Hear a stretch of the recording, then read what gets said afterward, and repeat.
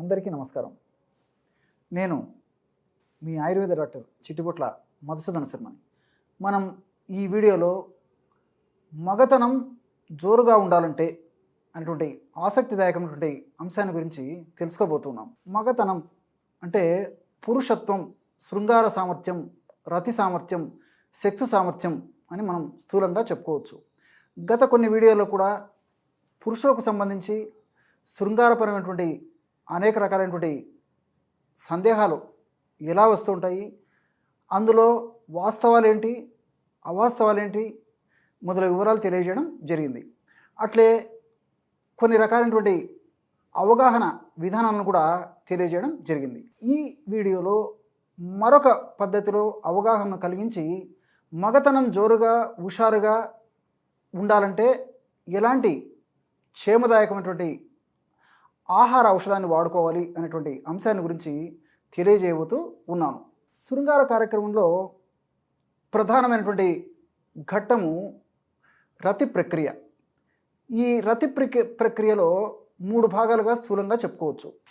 అంటే మొదటిది four play, రెండవది ఇన్ ప్లే, మూడవది అవుట్ ప్లే.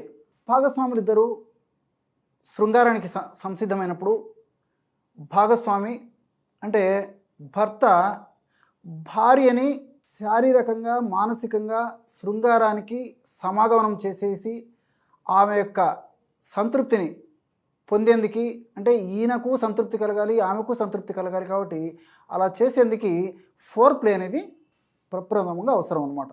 అంతేగాని పురుషునికి అంగం స్తంభించిన వెంటనే ఆ కార్యక్రమాన్ని నిర్వర్తించేసేసి పక్కకు తిరిగి పడుకోవడం వల్ల చాలా నిరుత్సాహానికి గురయ్యేటువంటి పరిస్థితి ఏర్పడుతూ ఉంటుంది. కాబట్టి ఫోర్ ప్లే అనేది ప్రధానమైనటువంటి కారణం ఇద్దరికీ సంతృప్తి కలగాలంటే. ఫోర్ ప్లే అంటే చుంబనం ద్వారా కానీ, వెంట్రుకలను నిమరడం ద్వారా కానీ, అదేవిధంగా పెదాలను ముద్దెట్టుకోవడము, కవిగిలింతలు, స్పర్శ, ఈ శృంగారపరమైనటువంటి మాటలు, ఇలాంటి వాటి ద్వారా ఫోర్ ప్లే చేయాలన్నమాట.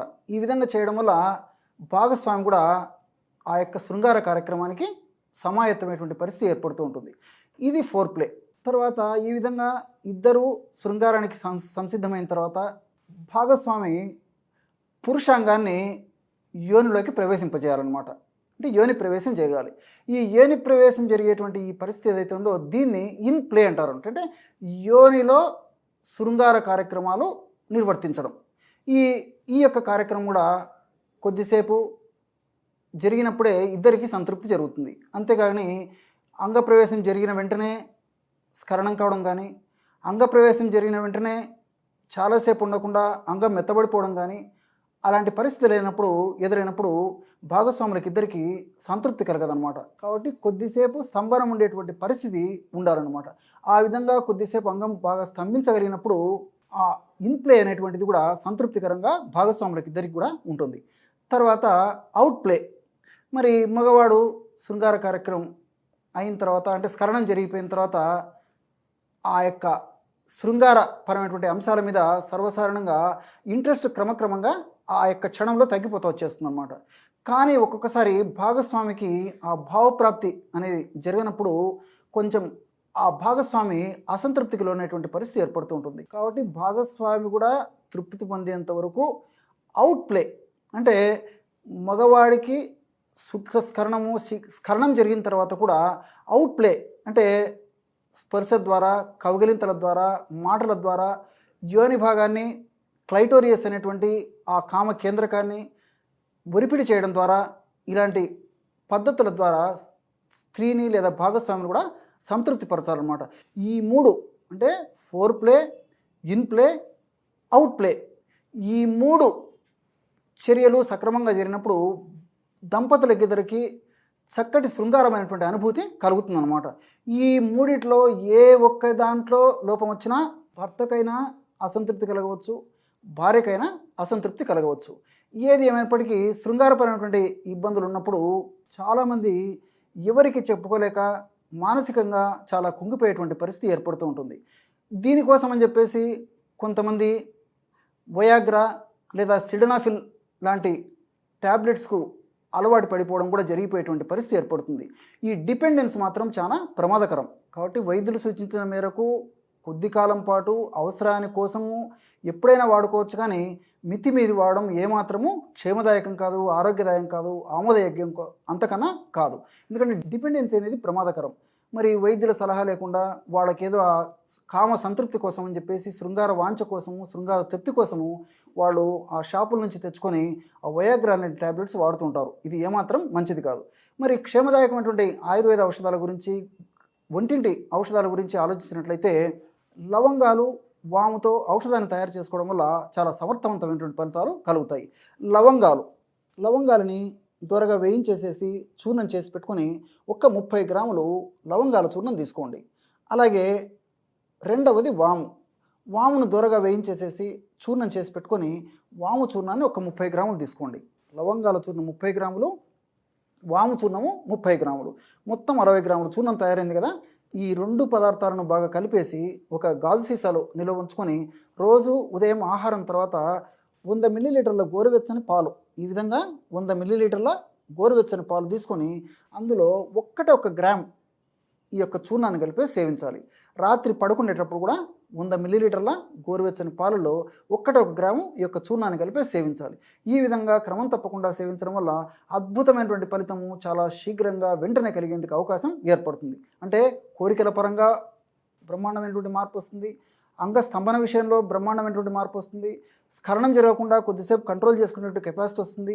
అదేవిధంగా భావప్రాప్తి కూడా సంపూర్ణంగా ఆ యొక్క కార్యక్రమం అయిన తర్వాతనే భావప్రాప్తి పొందేటువంటి అవకాశం ఏర్పడుతుంది. ఇక్కడ ఆధునికంగా మనం ఆలోచించినప్పటికీ లవంగాల్లో యూజినాల్ అనేటువంటి రసాయన పదార్థం ఉంది, అంటే కెమికల్.